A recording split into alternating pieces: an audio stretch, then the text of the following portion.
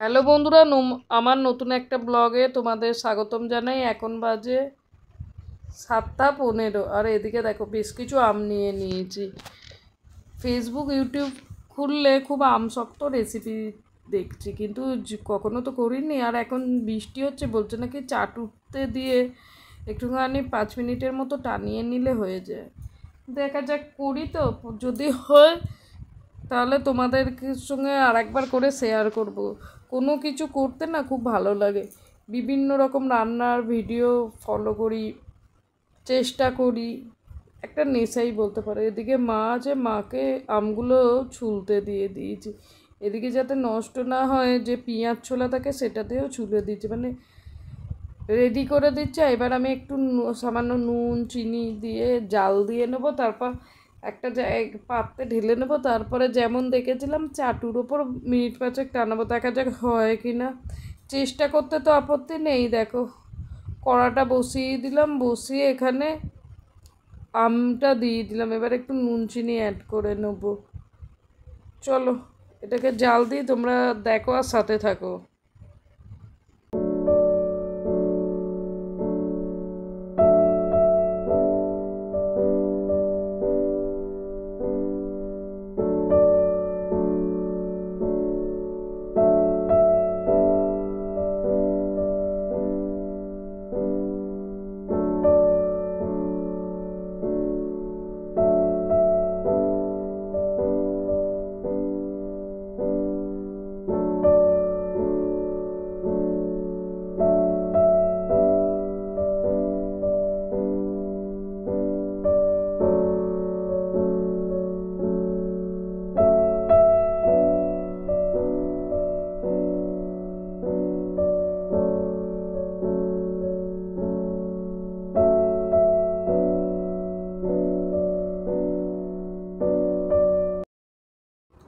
এবার দেখো, তোমাদের সামনে আমি কিন্তু নুন চিনি অ্যাড করে দিলাম, সমস্ত আমটা দিয়ে দিয়েছি। এটাকে বেশ কিছুক্ষণ ধরে ফুটিয়ে নেব, কারণ জিনিসটা যত ঘন হবে তত কিন্তু ভালো আমশক্তটা হবে, সেটা মনে হয়।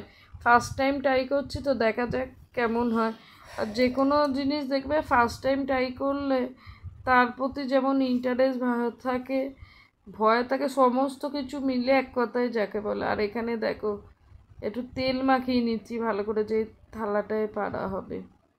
এবার আমি আমটাকে দিয়ে দেবো, মানে আমের যেটা ফুটিয়ে ফুটিয়ে তৈরি করেছি সেটাকে খুব সুন্দর করে ঢেলে দেবো। এই দেখো,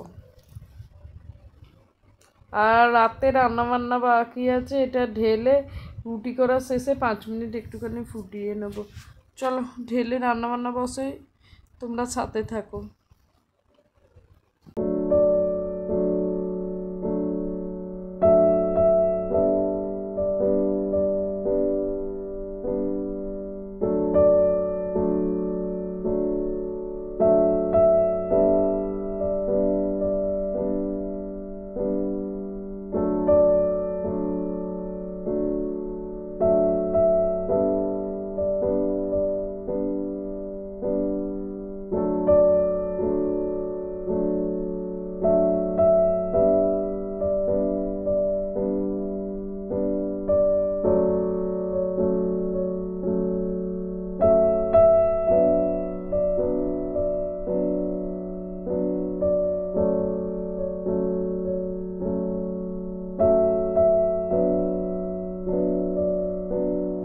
আর এদিকে দেখো, এতটার মতো হয়েছে জানো তো, মানে এত ভুল হয়েছে, একাটাতে পারি না। এই যে রোদ্দুরটা কি পরিমাণে উঠেছিল, তখন যদি রেডি করে ছাতে দিয়ে দিতাম, কিন্তু ওই যে সময় না হলে কিছু হয় না।